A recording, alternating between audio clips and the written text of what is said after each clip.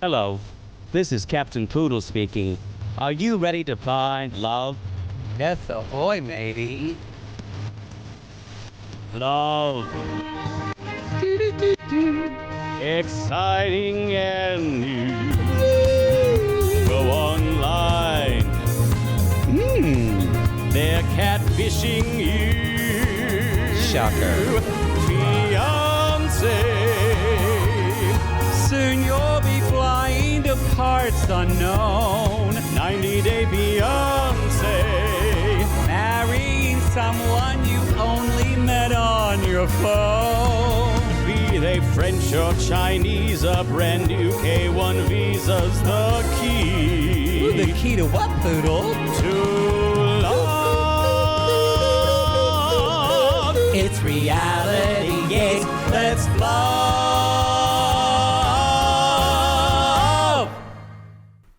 Today's word is Fruity Pebbles. Oh, no. No, I know you're tired of hearing about it, everybody, but we're going to go over it a little bit because it's important for what we do here. It's important. It's important news. This is Reality Gaze. I'm Poodle, and with me is not Maddie. Someone who doesn't even look like him, actually. No. But we have almost the same birthday, so close. That's true. Amanda Lipnack Radel. I was trying to see how that. I said Radel before, and I'm like, no, it's Radel. Radel. Yes. Amanda Lipnack is easy. It's exactly what you Radel. think it'll be. Yes. It's a nice flow. Yeah. Thank you. Well, you are a Lipnack musician. You can Radel. talk about flows. I talk about like how names like hit my ear rough, and now when you put Radel with it, it really does it harmonizes Lipnack. Yeah, Amanda. nothing was good about Lipnack, trust me. You want to be a chubby kid in elementary school with the last name Lipnack? Doesn't go good. It's a double slap. Lipnack. Lipnack, pick a snack, all the things you can think of, they all happen to me. Radel Yeah. kind of just gilds it.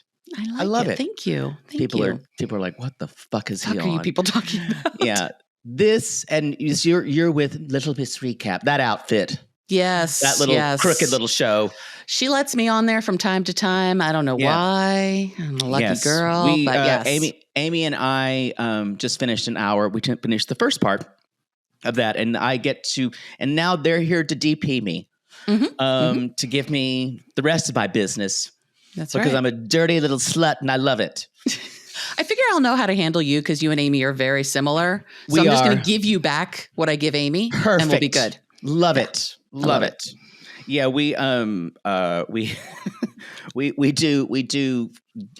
enjoy the same things. You do. That sounds disgusting when I talk about it. We have the same proclivities. What I know of you and what I know of her, no. Probably you not don't. so much. But you'll talk about poetry for hours. Oh, yeah, for sure. Yeah. A couple of just quick announcements before we jump in. What I mentioned off at the beginning, y'all, for some reason, both 90 Day, Seeing Sister Wife, and Secret Lives of Mormon Wives all had huge news break this week. One being very sad, Chuck, Libby's father, passed. And we saw him in this episode for a brief second. Made me sad. And it's just like, and honestly, he wasn't the best at the beginning, but he was the only one they were keeping in contact with at the end. I mean, when you're looking at the family, Libby, he's kind of the best of the worst. They're all terrible, but he's one of the better Florida ones. in one family. It really is all of Florida. Yeah. And he was, and we were talking, Amy and I were like, she's going to go through it because she was the favorite. Yeah. And I think this is going to rock her to her core. She was a daddy's girl. Yeah. And it's just, I think things happen when like that person in your life dies. And I think they did not have a good season. I don't think she and Andrei are in a good place at all. No. I don't either. And before we jumped on, I was on Instagram and Andrei was talking about Chuck's death. Chuck's death. And we'll get into Andrei. I'm so over him. It's because he's not a victim anymore. That's what Amy and I basically said. He can't. There's no righteous anger. Yeah. But Yeah, that makes sense.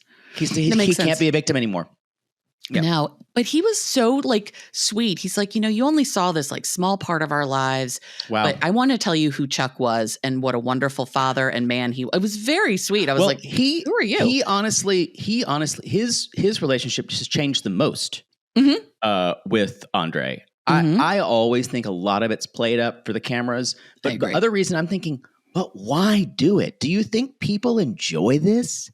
Because he's a bore. He's so loud. It's this weird, like, it's not even, we all know this type of masculinity. We all know that's like who yells loudest, but he's also like the most sensitive person in the room about everything. Oh yeah. And he can't take any criticism. No. So it's, yeah. Not at all. Ridiculous. And he is,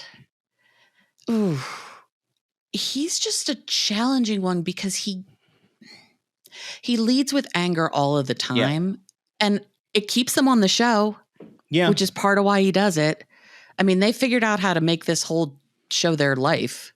They have. And sadly, they're going to be on it for as long as, they're going to be on it. But I got to say, this may be Libby. What keeps Libby in this marriage is her deference to her husband, because that's how she was raised. The boys and girls were raised in a very different place. It's also a kink. To be fair, she loves that kind of type of guy. Oh yeah. But this is the first time where in this tell-all in particular, the fourth of the things where I saw her be like, this isn't hot anymore. Yeah, totally. I totally agree. This isn't fun. I'm not enjoying this anymore. We're not going to go bang this out as soon as we're done faking and off fight. No, like, this is real. You saw cracks in the armor. Yeah. And I think that's crazy. So we're definitely going to talk about them. Y'all, major Secret Lives of Mormon Wives tea. Jesse completely posted. First of all, Demi has been crashing the fuck out on social media in the comments for every single post about her. She's losing it. Nuts. And after Lisa Vanderpump basically said, hey, I know what happened at the Vanderpump Villa. I have cameras everywhere. So I know exactly what went on. And the women have good reason to doubt what Demi is saying. That's all she said. So then you have Marciano saying, I'm going to sue her for this. Then Demi came and saying, your father would be ashamed of you. His father is dead. That is so gross. It's so gross. She is such a gross person. Out of her mind at this point. Then Jesse said, I just thought I'd add to a little something. You know, the whole Fruity Pebbles thing? Well, Grandpa Brett drinks piss like it's dirty soda. And that's Fruity Pebbles. I liked the Grandpa Brett dig. I enjoyed that. And Demi confirmed it. I know. And then she's like, yeah, that's what happens between... I'm like, that's what happens because consenting adults. Hey, I'm not going to yuck anyone's yum. And if you want that to Drink be your Fruity Pebbles, go to town. I just don't want to know about it because I just don't want to know about that. But Demi is such a problem because, you know, Amy and I talked about this so much. We're you guys, we're a believe women. Believe women. Just not this one. No, like you literally lied about something we all watched happen, and now you want us to believe something else. Back so much, and you don't even know it. You don't even know it, and the disrespect you did to the women who you call your friends, who were either molested and sexually abused and assaulted, is mind-blowing. The fact that Macy and Michaela didn't like rip her face off, I would have is beyond me. punched the bitch if I was one of those girls. And here's the sad thing. We know in closed patriarchal religions and societies, abuse is rampant. I would not be remotely shocked if more of those young women did not experience, at best, an unwanted touch. At best. An uncle fucking's a daily thing. You know, you're just going to... Come on. I mean, what are you going to do? It's just like you get fucked by your uncle. The uncle fucker. It's all in a day. Exactly. It's a Tuesday. Just an uncle fucking. It's it's pretty staggering.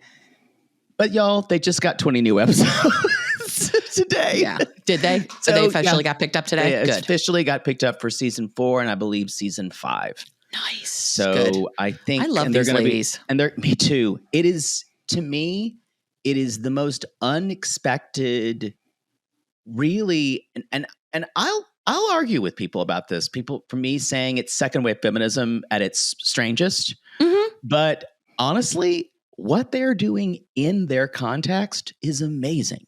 It's groundbreaking. These women were not raised to do this. No, that Pride episode still. I know. Just they didn't have to do it either. No.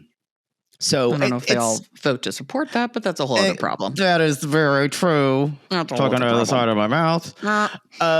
But I love the show. If you haven't checked it out, please do. Start with season 1, which is one of the best seasons of reality television I've ever seen. It's really worth it. And it takes it for folks. And for me, like I watched one episode. I was like, this is stupid because I'm not a Housewives person. So I thought it was going to be that. And I listened to you and you were like, get past the 3rd episode. You got to get past the 3rd episode. Once you get there, it gets really interesting. Plus, Jen Affleck has the cutest little bear face you've ever seen. She does have a little teddy bear face. She's so cute. And one of the worst husbands. Who sadly wasn't the worst husband this season. No. If one can believe such a thing. In the Sociopath Olympics, he runs like 3rd. Yeah, we called him Joffrey last season. He didn't hit Joffrey levels this season. He's very aware of the cameras this season. Oh, yeah. He's trying to redeem himself. His first season, he wasn't at all. Second season, you saw him want to talk off camera. The 3rd season, he has become kind of like they de-toothed like a lion, like an old lion. But I guarantee he's just the same when the cameras aren't around. Oh, he's so much worse. Exactly how he was. What I'm saying, he talks to her that way on the on cameras. Totally. Oof. It's but it's fascinating stuff. It is. And finally, our big secret Sticky Sister Wife news: Garrick Merrifield was arrested. Now, to be that just does hit in a very specific part, doesn't it? It does. To be fair, we still don't know exactly what the charges were. I don't want to say these things will come out later. It did look like it involved Lolo because there was a Portuguese interpreter. Yeah, that's what makes me nervous. And there's screenshots that are saying it could be one thing or another. I know. We don't I don't want to get into it. I think it's going to play out and it's going to be real public.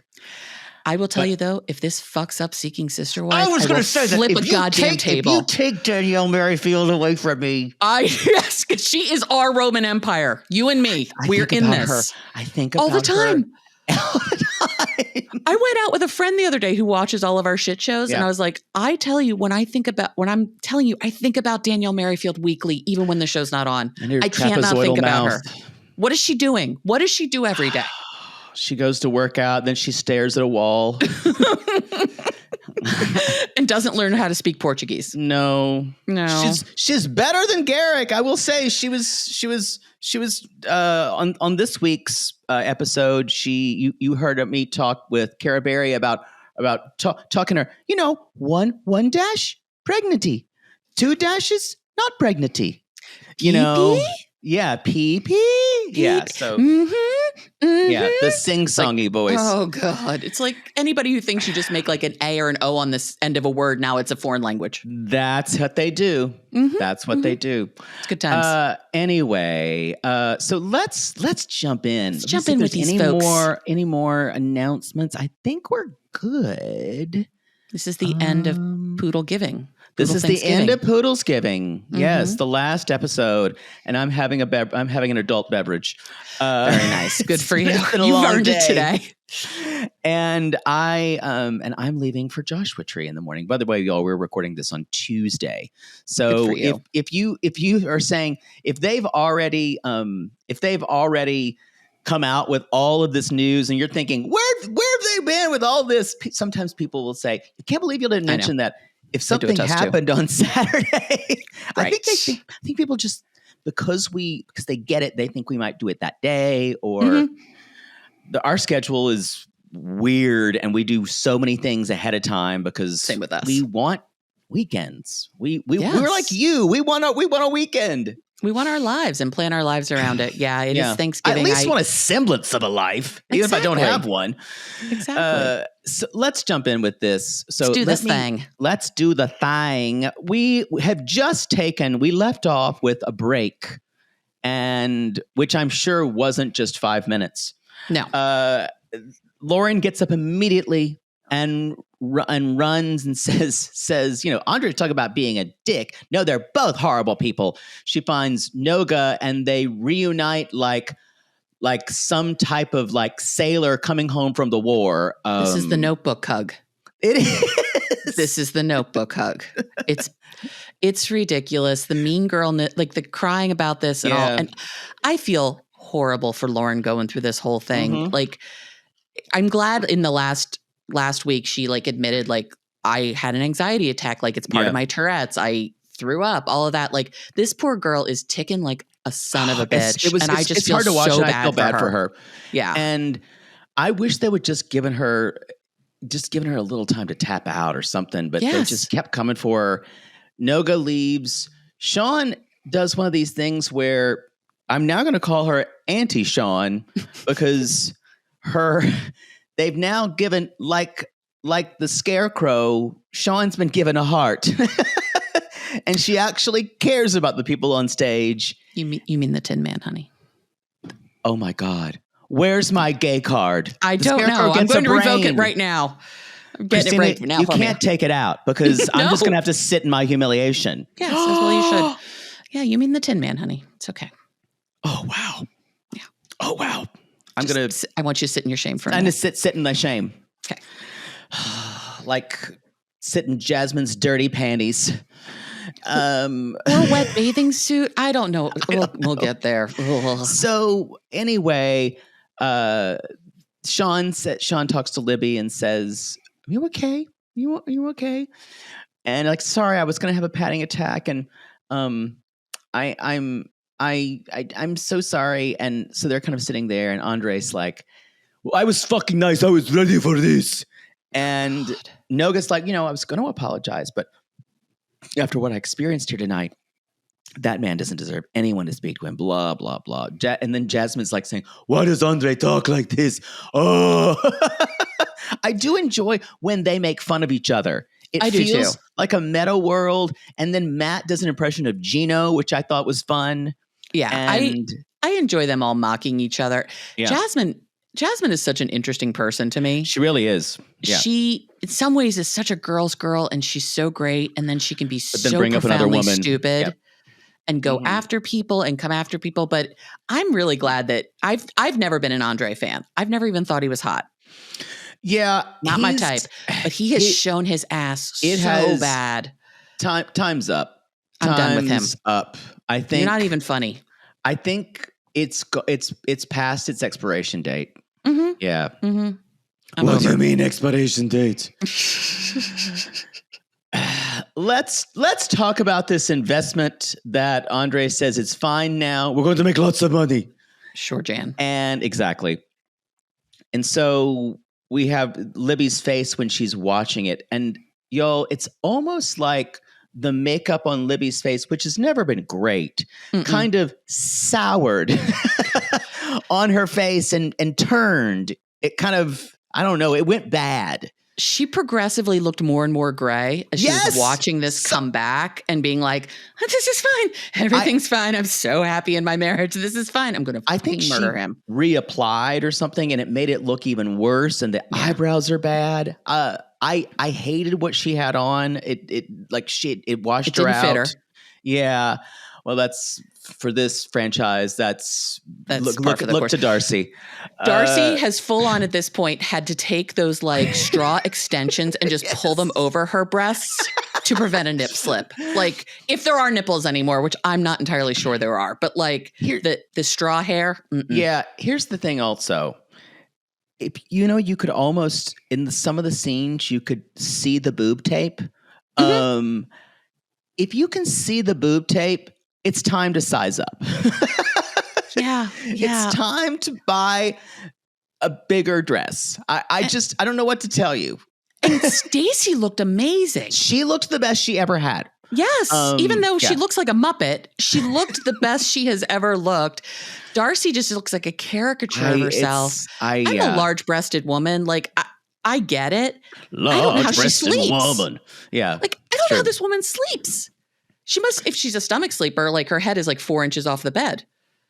I'm just trying to picture that. Now I'm picturing Large-Breasted Woman as a song that was cut from the musical Hair. Oh, God. Large-breasted women. Like white boys, large-breasted women. I'll stop. Scarily correct. Okay. Anyway. People who know Hair really enjoyed that right then. Yes, absolutely. So they're talking about Kara's basically mentions, so he's just giving you ultimatums with all this being this is money and you need to move with me, and also telling people things and not you and not mentioning them to you.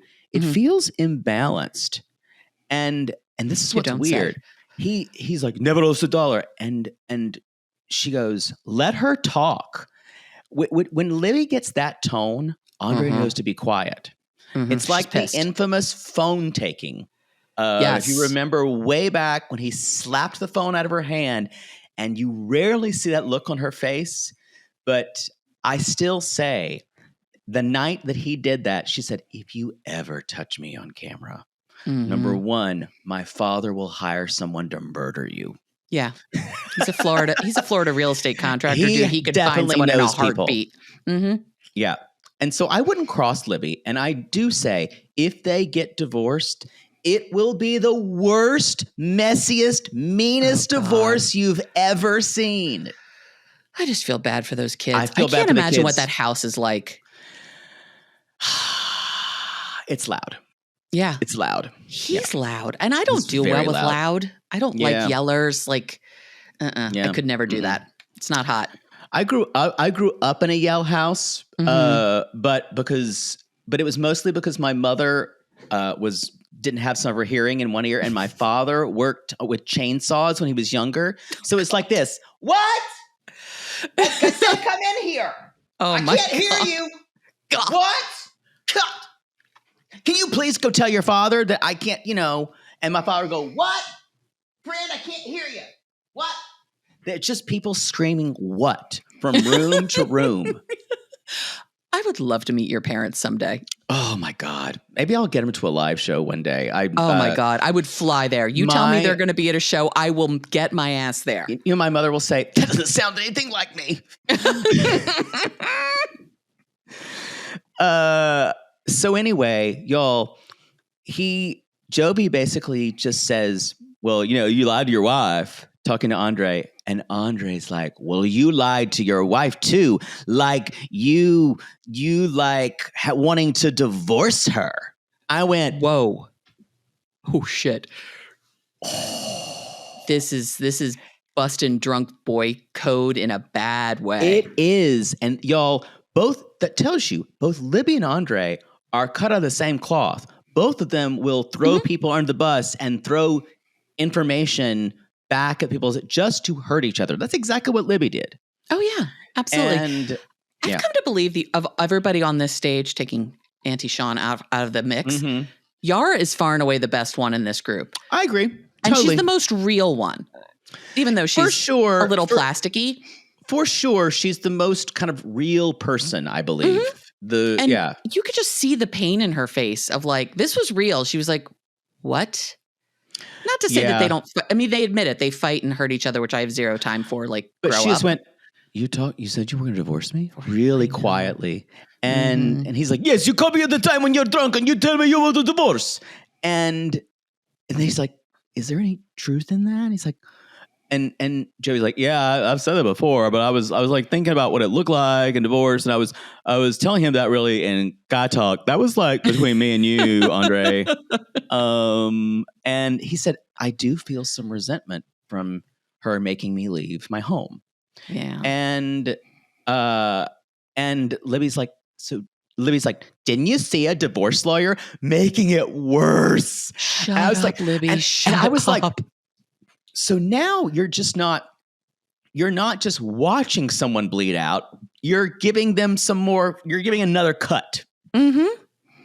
I also wanted Yara to look at him and go, wait, you want to divorce me because I made you move from Louisiana to Florida? Right. I moved from Kyiv to here. That is true. Fuck right off, dude. If anyone had to leave their home, it's me. So fuck off. It's also like, you wanted to divorce me? I look like this. Well, she doesn't see herself that way. She doesn't feel that way. That is so important. She does not feel that way. And that's exactly why she's with Jovi. Because Jovi's game, I'm telling you this, Jovi's game is a good time. He will flatter you, but as Amy and I were talking about, he will put you down to keep you down. And put you down to keep you there so you feel bad about yourself. So you won't realize you can do better. Yeah, he knows he's punching so far above his weight with her in every way, not just what she looks like, in every way, shape, and form. And he has to do that. And I found it fascinating to see her kind of break down about what she looks like and her insecurities and stuff. And I think it's really powerful when those of us who may not be as conventionally beautiful as she is see some woman like that and go, oh, all of us deal with this. All of us feel this way. It doesn't matter what you look like. Totally. You could look like Angela. You could look like Yara. We're all insecure. We're all a mess inside. We're all, every one of us looks at the mirror and goes, fuck. God, I don't look good today. Right. I wish I had this. I wish I had that. Even Paul Mescal will look at himself in the mirror and just go, huh, because he's my it guy. He's your it guy? He's your number one? It's that Irish, it's the fairy blood. As soon as you give me an Irish accent, I'm dead. And also he's sensitive in everything he does. And oh, God. Yeah, that's not good. Don't ever see After Sun. That's the movie. It's a great movie with him and his daughter. He's on vacation with his daughter, and it's oh my God, it's an amazing movie. Okay, I'll put it on my list. And he's so good too. And also All of Us Strangers is a fantastic movie with him in it, with Andrew Scott as well. It's a gay movie. I like gay movies. Is there gay sex in it? There is some gay sex, but not really explicit. Oh, unfortunately. Damn. Just give me gay fucking. Don't make me look at porn for that. Show me that conventionally. There's a new show on HBO that's coming on called Heated Rivalry. It's a Canadian show and a romance between two hockey players. Oh, I know it's definitely finger banging material. Yes. I know what I'm doing Sunday night. I don't want to see all these straight people hooking up. Come on.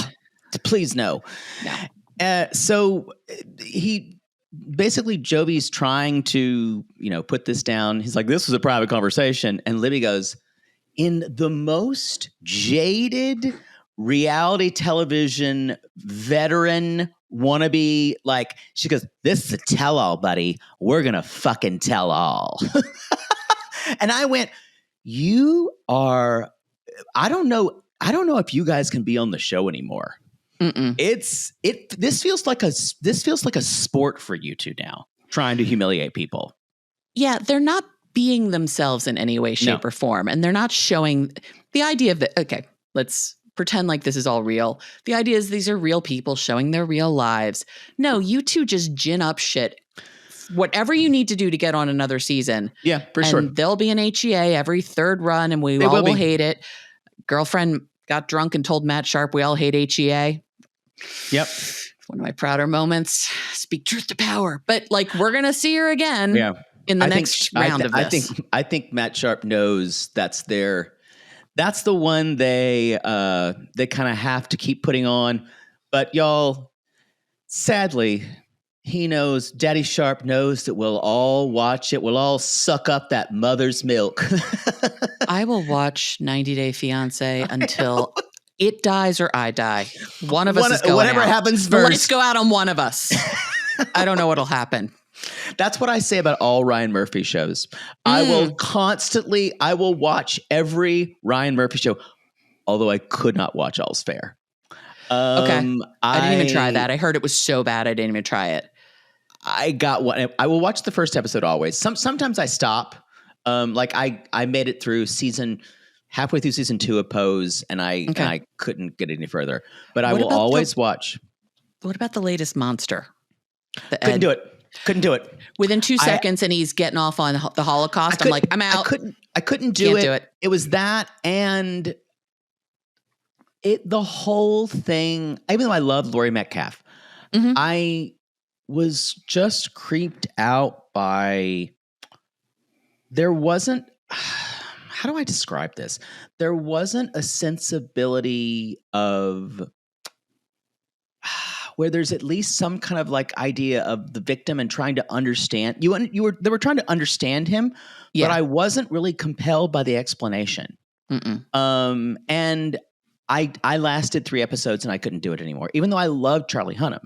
Yeah, I just couldn't get through 10 minutes. Couldn't make it. But yikes. Okay, back to these monsters. Back to these monsters, which are much easier to cover. I wrote down is this Avengers Endgame when everyone's just bodies are just lying on the floor?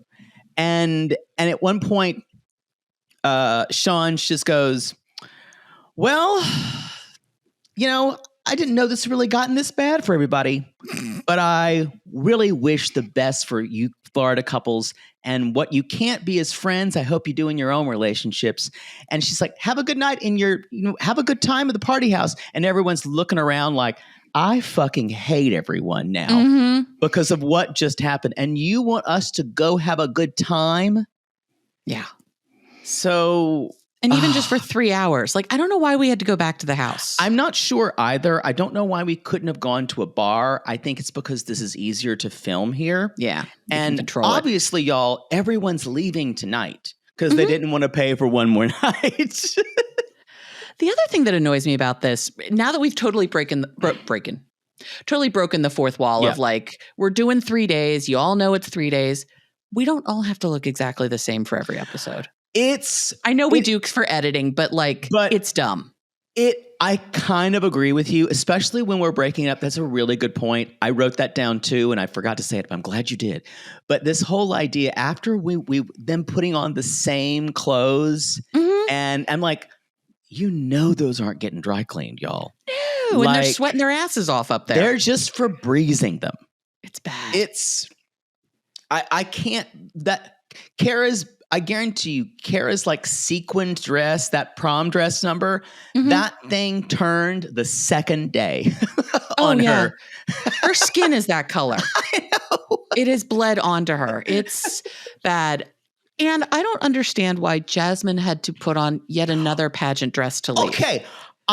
For a minute, I thought that was her dress she was wearing there. I'm like, no, that's another weird red dress. The other one had straps on it. This one was strapless. Why? Everyone else is sort of, Darcy, of course, is dressed to the nines, but like, I'd be leaving in yoga casual pants and a t-shirt. Yeah. Everyone, I'm not sure why. Did you see, what was Darcy wearing? So it was a dress that was one of those like I'm like, it was a dress. It was a dress, quotes, but it was also cutouts. Yes, she's real into that whole like handkerchief look about her. I know exactly what you're talking about. So she could show off how she snatched, and now she snatched again. Snatched. I still don't know what it means to be snatched because I don't think I've ever been snatched a day in my life. It means that there's some type of troll that comes and snatches pounds of you. Ooh, can I get that troll? How do I get that? I have to go to Bodrum. That's how I get that troll. I think you got to hashtag Bodrum. I think you have to go to Bodrum to get that troll. Or you become snatched. In other words, like someone has snatched things off of your flesh. I'm not sure either. But if I have the money to do that, I'm going to Europe to enjoy it, not to have surgery. Yeah. Stacey said it like about 3 seasons ago. Look at snatched, because that's what the kids say. Sure. And Yara's talking about being rock bottom where she is in the 7-year itch. And she says, this is so sad. She's like, I don't have anyone here. I'm scared to be by myself. And also I would lose my best friend and partner. And this is the thing. I think a lot of people, especially a lot of women, stay in marriages because they think about having to be alone again. And probably men too, but I think men think they can go find somebody else easier. And usually they do. And usually they can because women are lined up for these losers. And I think women, especially if you're Yara, thinks she's an old maid. Yeah. At this point. So she's thinking it'd be really hard for me to find somebody. And so she's going to stay in it. And she thinks he's her best friend. And I don't know if you would consider, if you looked objectively at how Jovi was with her in a relationship, I don't think I would think of that as a really supportive best friend. He can't match her emotionally. No. That's been proven. Yeah. No, that's not how I would want my best friend to be. And exactly. I've been divorced twice. I am here from the future to tell everybody being alone is better than being in a shitty marriage.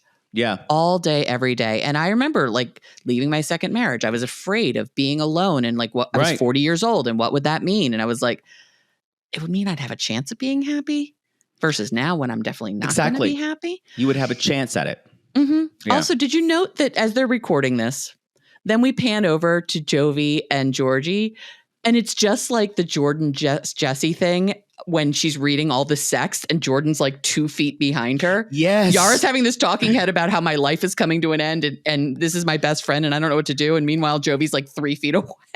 And Georgie's like, hey, it's like, gonna have fun. And Jovi's like, sometimes I feel like we should go our separate ways, but we get past it.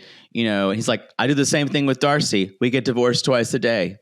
And it does. It's because these studios are so compact. I'm just glad we had actual dressing tables this time instead of tents. Yes. Like we did for Hunt for Love, where it was just like the fakest, like, we're going to make rooms now with curtains. God, I think the whole time that show was going on, I'm like, was this some mass psychosis that we all dreamed that happened? I still don't understand it, but I had a damn good time covering it. I loved the hell out of it. I'm telling you, I think the normies were serving us canapes at that party and we had no idea. I think you're exactly right. I think they were all there and we had no idea. We didn't know any of the normies. No. And they were dressed in the leopard print and they were there. Yeah, we didn't even know it. And Elise is on the new B90. With the worst Photoshop you have ever seen in a preview. I could do better and I can't do anything. We interviewed her. She was fantastic. And she's one of those people who does these things, like we'd say something outrageous and she wouldn't laugh. She's like, oh my God, that's so funny. It's like, y'all are so funny. We say blah, blah, blah, the dick jokes. It's like, oh my God, that's funny. And it's it's what happens also after you're, but she's in a way, she's hysterical in her own way. Cause we had her and Courtney. Okay. And Courtney was just saying ridiculous Courtney things. Being Courtney. And Lisa's like, oh my God, Courtney, you're so funny. And I liked her a lot more than I expected to. Me too. And we probably will see more of her. I think she was doing Pillow Talk with Colt. And so you can imagine what that was like. Oh, bless us all. Weird sex stuff. Anyway, so Jovi's talking to Georgie. He's like, do I trigger her? And he's like, yeah, probably. And sometimes we're both always telling each other we're going to divorce the other. So if you know it's a problem, I'm going to say this now. In all of my marriages, I've never threatened divorce until I was serious, but it never got to that point because they always just expired. It's such a shame. I know. I'm never lucky in love, Amanda. A 9-time widower. I mean, that is it's some impressive stuff. I'm just unlucky in love. I'm happy the authorities have never followed up on any of that for you because, I got the cops are on a really right. It's like a little Drew Peterson thing. Grade. Everyone just kept dying. It's never good. Yeah. Mine's a little more romantic than Drew Peterson. I believe. A little bit. And you're much better looking. That's true. Yes. Because I show up in my nightgown and go, officer, what's the problem? Has something happened to my husband? I don't understand. And I've got a martini in one hand and one of those long cigarettes in the other. And a well-executed will. in the safe behind you. The T's are crossed and the Absolutely. I's are dotted. I've got the will right here, officer. Yes. Take me straight to the bank. I have an alibi. I was with a friend. So, and then at one point, Jovi says, staying together is easier than getting divorced. I understand that logistically, but it feels like you're just happy existing. Yeah. With your hot wife. And it really does point to, there's something about happily ever after that always implicates the American dream. And there's a complete like indictment of it about how Americans think, sometimes I just need someone from another country and they'll make me this exoticness and then I can have my own happiness. And Jovi is proof. This gorgeous Ukrainian woman has married him, like a dream. And he's like, we're just not happy. Sometimes getting divorced, sometimes staying together is just easier than being divorced. That you can't have happiness this way. You write down Jovi and Yara's life on paper. They've got it made. He's got a great job. He's making a shit ton of money. She's gorgeous. They have a beautiful kid. His family is supportive. I mean, Miss Gwen is like one of the least crazy mother-in-laws on this show. I love her. Everything should be great. Yeah. If you just write it down. True. But true that. That doesn't mean you're happy. Yep. Very much so. Later on, them to be happy. I do too, and I don't know. And on the way back to the house, because we're somehow someone still needs to pay for something, so we're going to go one more night in purgatory in this house. And Julia is telling Darcy, "If you need eggs, I have plenty." And Darcy's like, "Yeah, thanks, thanks. Don't know what I could do with those." I'm just glad they didn't ask Aniko and Aspen for eggs. It's a little Angela Skyla situation that I'm not remotely interested in. Yeah. So Matt's talking about, he's like, I want her to talk less about Gino and more about our own future. And, I get that she loved him, but this should be the end of Gino and Jasmine. He is 100% right. I feel bad for Matt. Me too. This poor guy. Like, I don't know what his end game is. I don't know how he really feels about Jasmine. I think he got roped into all this, and I think he is a reluctant reality TV star because he had the only way. It's with Amy. The only way this Jasmine had worked was with Matt, and she found someone who's good on camera, funny. Also empathetic. Yes. On camera. Yeah. And who's not bad on the eyes. Well, of course you say that because he looks like you. To be fair, he's a much straighter version of me and younger version. But he's a good looking guy. He's a really good looking guy. Yeah. Got a good body too. Not saying I've looked it up. No, not at all, I'm sure. Not at all. And so we then we have panty talk. Okay, what's happening here? I don't know, but everyone becomes 10 years old as soon as and then we're looking for the panties, where it's almost like, is there something about panties that both men and women find like either like laughable or funny? Because no one treats men's underwear this way. No. It is panties that we either think it's weird to talk about them. It's weird to even like talk about women's underwear like they're panties. And it's weird. It is weird. First of all, I think just the word is weird. It's a bad word. It's a bad word. Panties. And for some reason, we feel so reluctant to talk about women's undergarments in general. Like, God forbid we say bras and God forbid we say underwear or panties. Oh my God, heavens to Murgatroyd. But I think for so many people, or for men, straight men, you start then thinking of what women look like in those things. And women who adopt ideas what straight men think. Yeah, absolutely. And they're the mores that straight men set. And we can't talk about panties and how weird they are. No.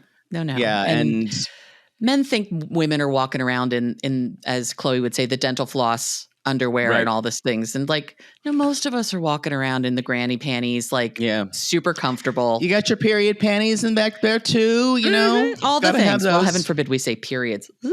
Oh, I hear they're real. I've heard that too. Should have seen me in like 8th grade. Trust me, it was real. It's not good. I remember in sex ed when I found out about that, and I went home and asked my mom. And is this real? and no, I just said, is it true that you bleed? And she's like, yeah, but it's not that much. When I was a kid, I thought it was like someone turned on the spigot and it was like, I know. And it wasn't clear in sex ed that I just thought blood just emptied out of a woman's vagina.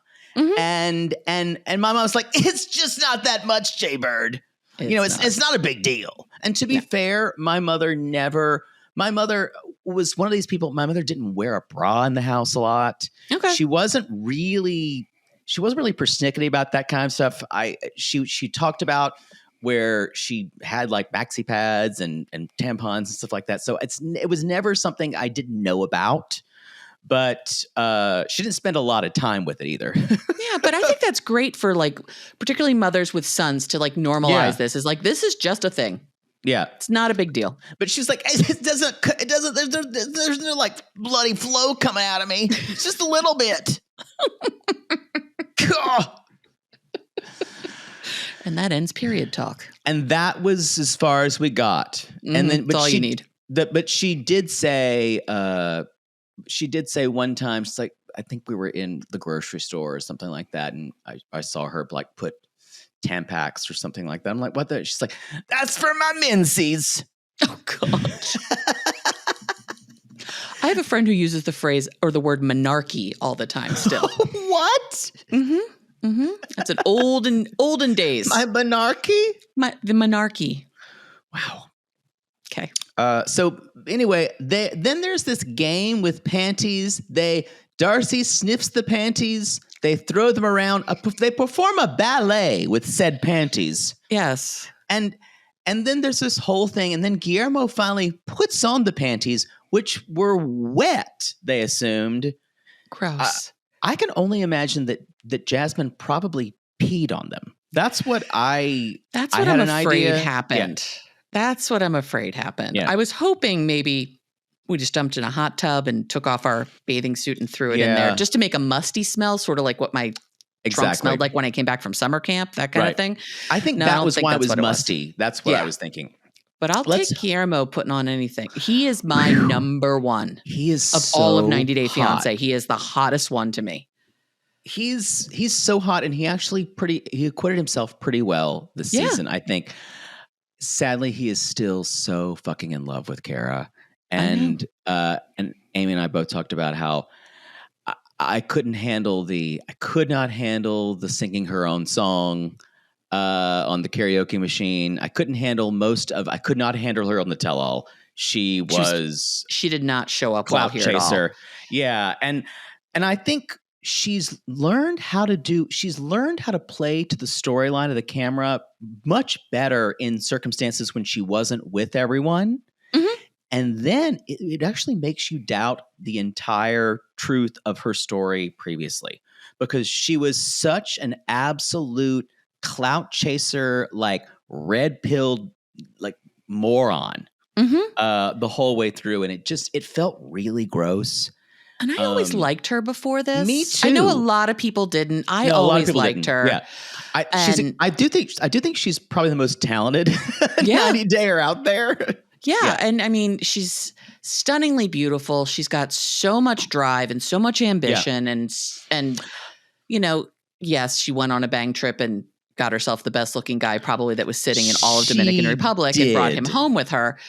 But it makes me wonder, like, who is she really? Like, if we agree. If we got her alone with a glass of wine, who is Kara? I'll tell you, blind ambition. It is she is who you want to see right there. And the ambition is the most important part. Yeah. And I still say she's going to marry someone. This is a starter marriage. It'll never work. Yeah, for sure. She's going to marry an older man. It's got to be someone older who's established, who has a career, who has power, who has money, and who can help her further her own career. What's wrong with that? There's no shame Go in get that. yours. Go get it. If I could have found that the third time, I chose love. I don't know what that's like, but maybe don't one day. try it. It doesn't make you rich. No. So y'all, Lauren and Alexi have had it. They're done. Yeah. And I don't blame them. I don't either. I'd get out there too. They got kids there. And also, like, they got to get back to the house of screams, because that house with all those children, hashtag 3 under 3, or 4 under 3 under 5 now, or something like that. They got to get back to get those kids in line, because it's been nonstop screaming. They're swinging from the chandeliers, and not in a good way. Totally. The house is going to be that house. disturbed. Mm-hmm. And Yara is talking about, we've had a hard time to Jasmine. Jasmine has this kind of, the thing, what you mentioned before is how Jasmine was very interesting. Jasmine can be such a good listener for another woman. Yes. And she can give such good advice and not be able to take any of it. She's so sweet and empathetic, and I feel like she's one of those people that has the ability to hold space for people. Yeah. And show up to be the person that person needs. Totally.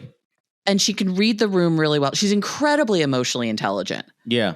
About everybody's life but her own. Yeah. Yes. All of that. All of that.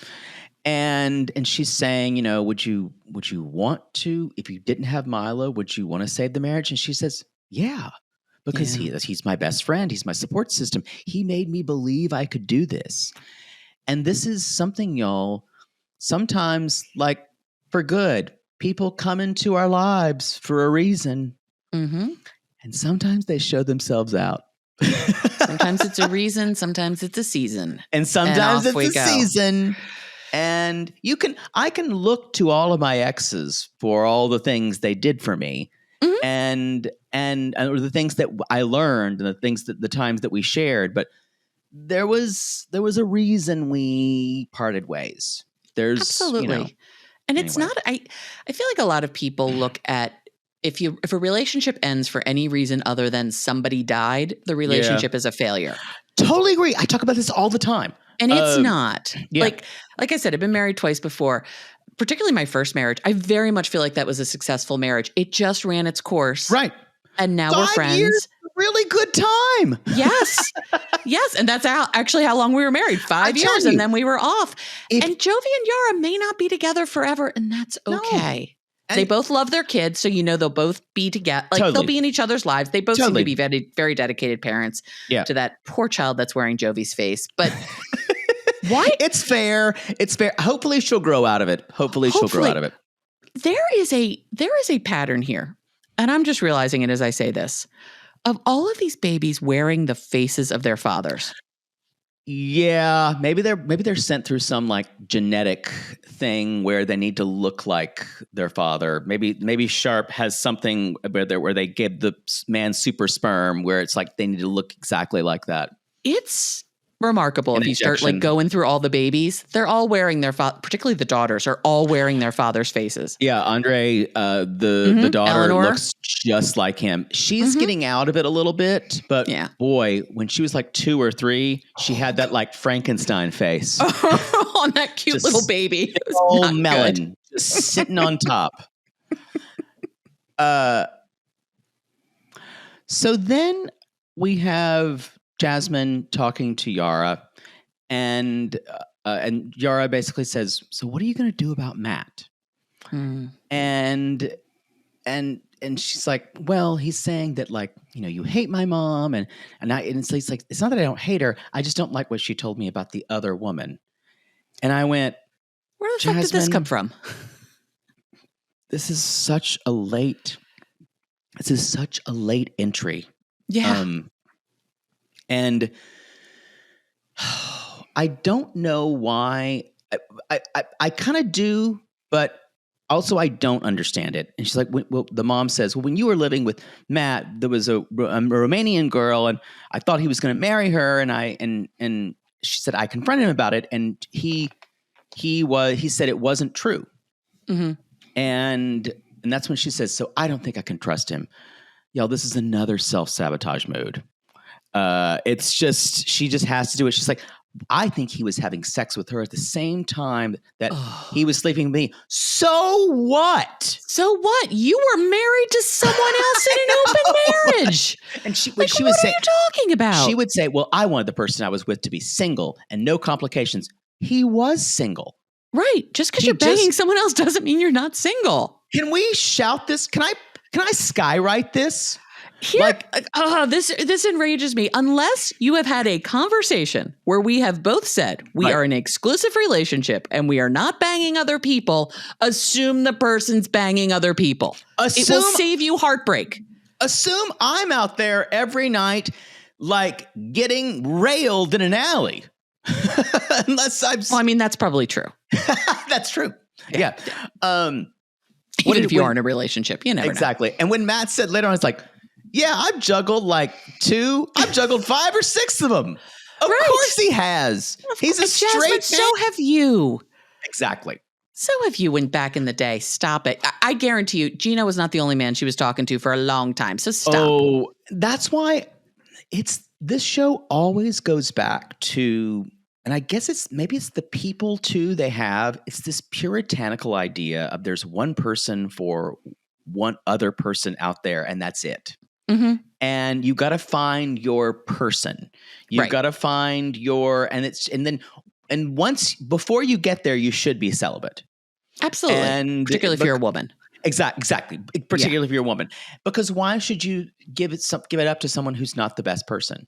There's this weird aspirational concept in this show that is so limiting for everyone involved.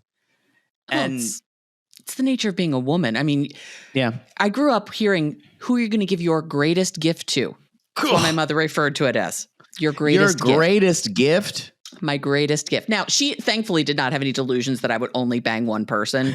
She was at least smarter about it than that. But yeah, no, it's this idea that there's one person for you is so fucked up because like my one person would be in Mongolia. I guarantee you. There's 8 billion people on the planet. Yeah. Like, what are you talking about? But we have these horrible men who are like, I deserve a hot babe. So I'm going on Filipino Cupid, Panama Cupid, whatever it is. Sugar babies are us. Yeah. I don't know. And I'm going to buy myself a hottie. Yep. And then when that hottie turns out to be a person, they don't like it. And not a blow up doll. Right. Yep. That is dead honest what's happening here. I've just broken down all of 90 Day Fiance in one sentence. Done. That's it. Okay, bye. See ya. Matt comes over and it's like, do you want any watermelon? And Jasmine goes, and he's like, and just goes, Homer Simpsoning it into the bushes. Okay. And Jasmine, when he was talking about an expiration date, he's like, do you have a wait list? So y'all, now she has something in her head about this because she needs this because Jasmine can't ever feel like things are okay. But this is when everyone starts packing up. Brandon and Julia are leaving, and Brandon says, it's way better than I thought. You know, it's a relief to tell people. Julia feels supported. They came out the best. They did. I don't think we didn't need to ask why their whole European trip was a fake. And it's fine.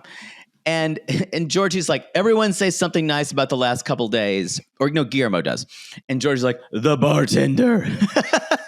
Who was hot, by the way. He was, and I'm sad that we didn't get him on the last night. I would have enjoyed that. We never did. Yeah. No.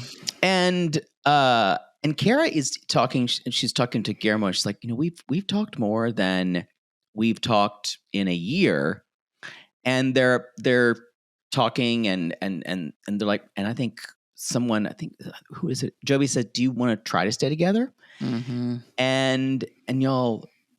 The way that Guillermo looks at Kara. Oh my God. Find someone who looks at you like that. Hopefully you don't fuck up and marry them. Just keep him a side chick. But y'all, when this is the thing, Kara cannot contain her feelings because she is so conflicted. She loves him still. She loves him still, but it's weird. It's that ambition part that I was talking about. Part of her thinks that she needed someone who would always support her and would really, but that ambition of hers is telling her he's not the one. He's not the one for us. We're going to take over the world. Yeah. And I think he really did want her to say, throw all this aside. I don't think this is for you. You're going to have a life you're going to have a regular life and be a mom. We're going to have other kids. We're going to be a really hot couple. She wasn't made for that. No. She was made to be in front of people and a performer and an artist. And I totally understand it. These people are not suited. No. It's a shame they had a baby. I mean, it's a real shame they had a baby. Even though the baby's really cute. He's really cute, and they both seem real into this baby, and that's great. And I never want to say like people shouldn't have babies or whatever. But no, you're right. Want to wish they babies should away. not have had children. They because now I'd wish a baby away. But now they're both so tied to each other. She's tied down in a way she does not want to be tied down yet. Yep, and she's miserable, and you can tell. Yeah, it's a real shame. And he's so in love with her. And I mean, God, just look at her. I'm in love with her too. Like if I got to look at that woman all day. So hot. She's so fucking hot. And even though she had prom hair and it bothered me the whole time. It's bad hair. And so at one point, Jasmine and Matt are sitting outside and she's like, anything you want to say to me? And he's like, nope, I'm good. It's like, well, the only requirement that I gave you was to be single and not have sex with anyone. I wonder if that was part of it. I know you asked Matt if he was single, but I don't know. We showed the clip of you asking him.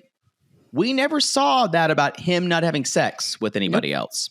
And then she brings up the Elizabeth woman, and she's like, and she's like, so you were having sex with her, right?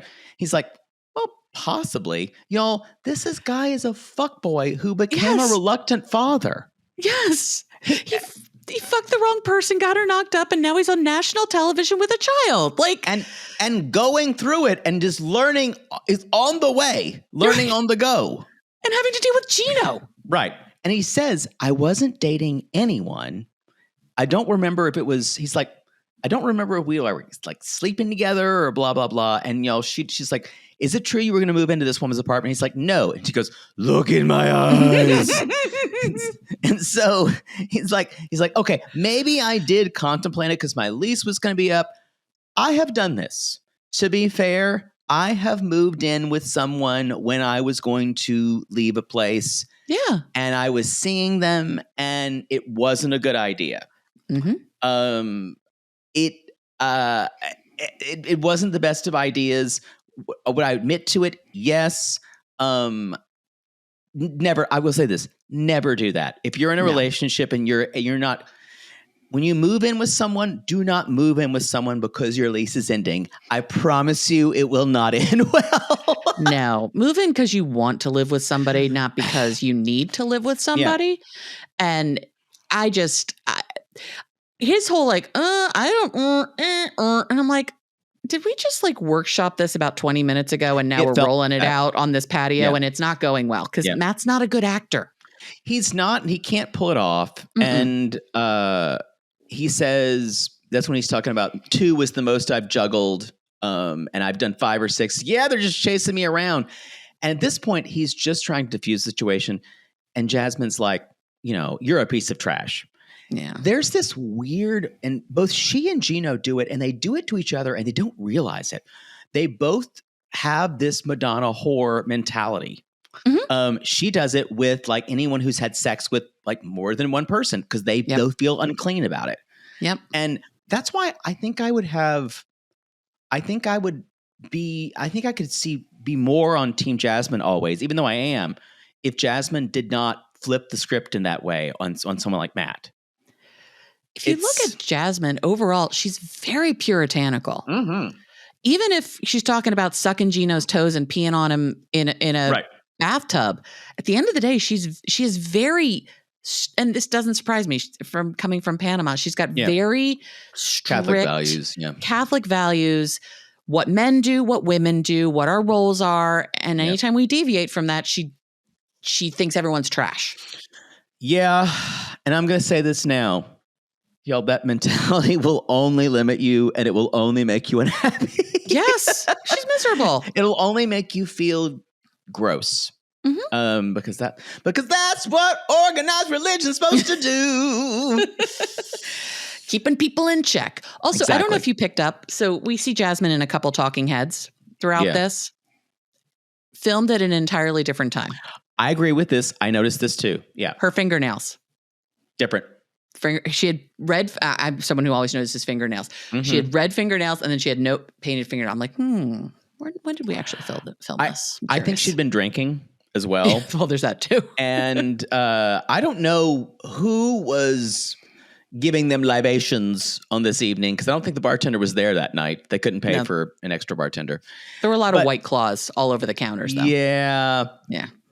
And so Matt finally just says, Matt says, Gino, go back to Gino. Gino, just take her back. And she went, shut the fuck up. I'm not your property. And again, I think, I'm not saying what Matt said was bad, but I think he's trying to say he's hurt through humor. And a little validation goes a long way. And I don't think she's validated him really once this season. No, she's terrible to him. And yeah, it's bad. It's bad. And at one point, the men, none of the men like Jasmine, and they're all telling Matt, you'd be really better finding somebody else because she will basically murder you in your sleep. And half of them were at last resort with her. So, we're back at pregnant whore group of people. Oh, it's just bad. So rough. So bad. God, I hate Rob. No, you don't. I hate Rob more than almost anybody, and then I did fold like a cheap suit. You folded like a cheap just like suit, Amy my did. Friend. I know, you two were ridiculous. Both me and Amy got on our soapboxes about how we hate Rob, and he looked us in the eye, and we're like, I mean, we get it. I mean, it's fine. You're so cute. He is real handsome. He's really hot. He's really hot in person. The 90 Day Bad Boys are on tour in Arizona. By tour, we mean 2 venues. Where they're pulling out their best Milli Vanilli for all the world to see. Exactly. And y'all, they can't use 90 Day Bad Boys anymore because I'm sure Discovery said, like they zapped us with the cease and desist. You're familiar with that, aren't you? We're familiar with those scary grams that I got. I sent to our lawyer. I'm like, oh my God, we're going to lose everything. And our lawyer's like, this is what they send everyone. Yeah, calm down. You're fine. But I would freak out too. You're fine, girl. So then they bring up, I think this was production initiated. The men bring up the guy, Dane. Yes. We haven't talked about Dane in like 4 seasons. This is when we go off the rails. Yeah. And the men get into Matt's head and Matt says, sometimes she was acting funny. She went to New York by herself. All this feels out of character for Matt. Mm-hmm. And it feels weird. And then there's this, like, we're all of a sudden we're in My Dinner with Andrei.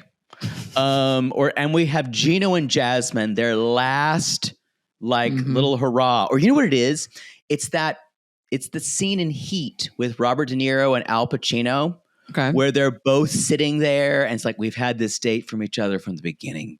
Mm-hmm. And they're both so good at what they do. And the difference here is Gino's a moron and really drunk. And Jasmine is kind of like half in the bag too. Right. And so y'all, it's this weird existential scene. And Jasmine basically says, Gino says, I thought you loved me, but you were faking it. You loved Bobby in Panama. And she's like, you did all the same. And Gino says, your wedding vows, you said that you would always love me and blah, blah, blah. And Jasmine's like, but so you didn't change your mind about marrying me when I came to this country? And Gino says, no, I thought you loved me. Your little tattoo with the cherries forever and ever. And she's like, But it's fake because, as you said, I never loved you before. And I was kind of upset we did not get him responding to that. But I am too. Yeah. I had never noticed the cherry tattoo before. Me either. And I'd forgotten about it. Before we got on, I went on a deep dive through her Instagram to see if I could find this thing, to see if it was real. It's real. Like, it's been there for a long time. I think she does love him, or did love him. I don't understand it. But she loved his weirdness and all of that and what he represented to her, which I think was security and just a safe place to land and all that. And then, as we've said a million times, she was a blow-up doll who came to life, and he doesn't know how to deal with that. I don't know if he loved her, but I think she loved him. He's incapable of love. Yeah. He is cut off from his feelings. He can only have sex with someone he has no attachment to. Hence the sugar babies. Exactly. We've said this time and again on this podcast. He has a sexual disorder. Yeah, where it's impossible for him to be vulnerable sexually with a woman. Yeah, impossible. I think it's possible for him to be vulnerable. Impossible for him to be vulnerable. Vulnerable. Blah, blah, blah, blah, blah, blah. I don't think he can do it. Period. And then you add sex into it, and he really can't do it. Yep. And this visual, what happens where Jasmine says, Gino, whatever happens, this is the last time you're going to see me. What hurts me most is saying that I never loved you. Matt comes up in the background. I don't know. Shakespearean. Totally. You know what this was? Have you ever seen the musical Aida? No, I have not. There's this one called A Step Too Far, and they're in a pyramid. And it's like Aida and Amneris and the other guy they're in love with. And they're going, whoa. And the set lights up in a pyramid like a love triangle. Whoa, whoa. A Step Too Far. And yes, I saw this with my mother. She did. No, that's exactly what this was. And it was like he was in the middle of it, and they did their own Aida pyramid thing. And at the end, my mother walked out of Aida, and she went, I liked everything, especially that little like weird queer little ninja dance.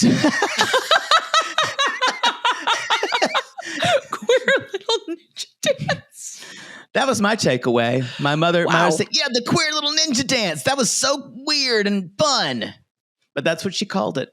Wow. And I went, I think we saw two different shows. Yeah, maybe. Maybe. Because I was things from it. I was identifying with Aida being buried with Radames, and you were watching the queer little ninja dance, as you said. Yeah, I would have loved to have done a queer little ninja dance for you, Mother. You'll never see it. That just went to a place. Okay. Yeah, it did. That's how my mother described that queer little ninja dance. Oh my God. Yes. Anyway, so.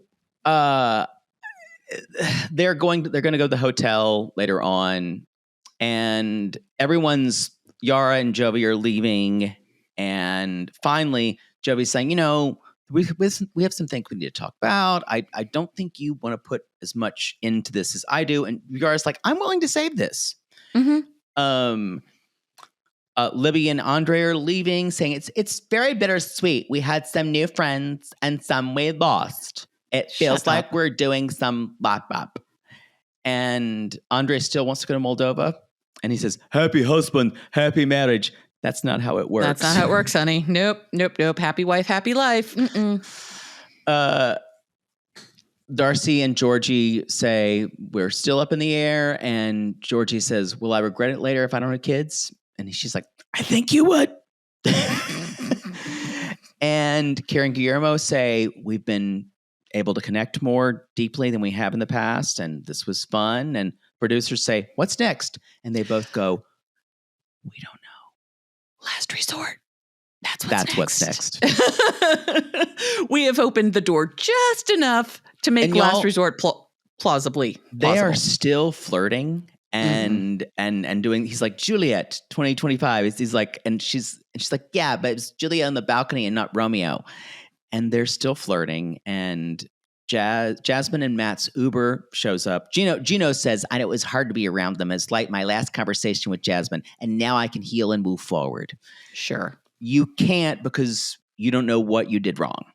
And then we have, she says, what are we going to do? And he's like, they're in the car, by the way. And he's like, are you still interested in Gino? And she's like, yeah, for sure. I'm going to go back to Michigan. And he just goes, and I've got to say, this felt genuine because he goes, the baby's mine, isn't it? Yeah. And she goes, and the problem is they've had them for 15 days in this Stanford prison experiment.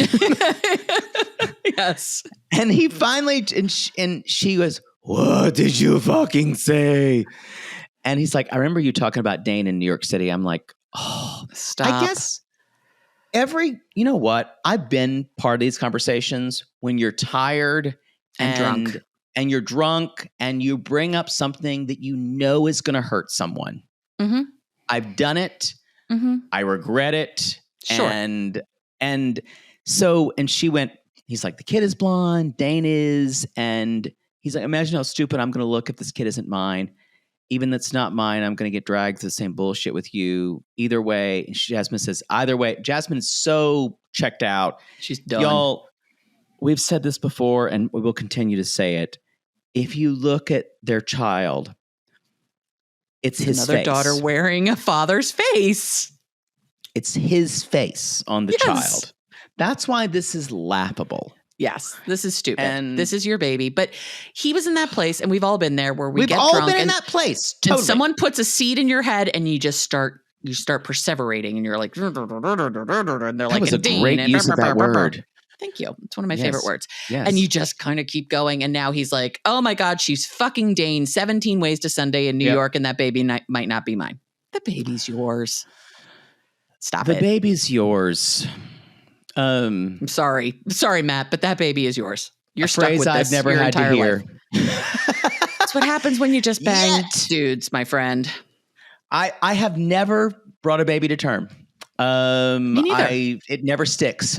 I'm sorry about that. So you never did the stick your legs up on the wall after a good bang session, hoping that you'll get pregnant? I've tried. Yeah, sorry about that. It just I can never bring that to my partner. I don't think I have the equipment, sadly. You're missing a couple parts that are important. I think so too. Amanda, that is the end of the show. That is. Thank you for jumping in. Thank you for both the stars of Little Miss Recap jumping in with me on this journey. And that is a wrap for Poodles Giving. I'm going to Joshua Tree to live my desert life. Tell us where we can find you and how and what you guys do, what flavors you are. Sure. So you can find us Little Miss Recap on all the socials, on all the things. TikTok, our girl Amy is about to get us to 10,000 followers. Mm-hmm. So if anybody's into the tick and the talk, go visit us over there. We do a lot of great reels. Right now we're deep in Sister Wives land, which I know you appreciate, even though you don't get to cover. Did you watch any of Special Forces with Cody? I watched some of it. Yeah. Boy, someone was really playing the politics game. Oh, yeah. I enjoyed Special Forces a lot more than I thought I would. Liked it I'm more not than usually I one who's like a war kind of person, but it was good. No. So we're doing that. We're back at some documentaries now that Matt Sharp isn't giving us nearly as much content for the month of December. And we also have a companion podcast called Murder She Watched, where we do murder shows. So you can find us there as well. And come on over. We cover a lot of the stuff you guys do, but we get really a lot of different stuff. Sister Wives too. I love it. Well, that show is an exploration of what it's like to be married to a megalomaniac. And just, I think and every woman can find themselves in one of the wives. Mm-hmm. Hopefully you're not Robin. Yeah. And to have, or Mary, really. Or Mary. I'm fine with Christine or Janelle. I'd be happy to be either of those. Christine or Janelle, but I think every woman can find themselves in those two women. And the part that's the most heartbreaking is the fact that he's alienated 13 of his 18 children. That's the worst. It's heartbreaking to watch. Just today, one of his kids was like, he's telling you he's reaching out to all of us and he's a fucking liar. And it's heartbreaking. To go back to the Bible, you reap what you sow. Yeah. Oh, he made this bed and now he's stuck lying in it and it's not good. It's this weird denial of reality and this fantastical reevaluation of how your kid's childhood was. Yes. And it's like when my father said to me one time, he's like, didn't your brother and you have just the best childhood? It was just, never forget, you had just the best of no one had like a childhood. And I was like, you're fucking crazy. Were you there?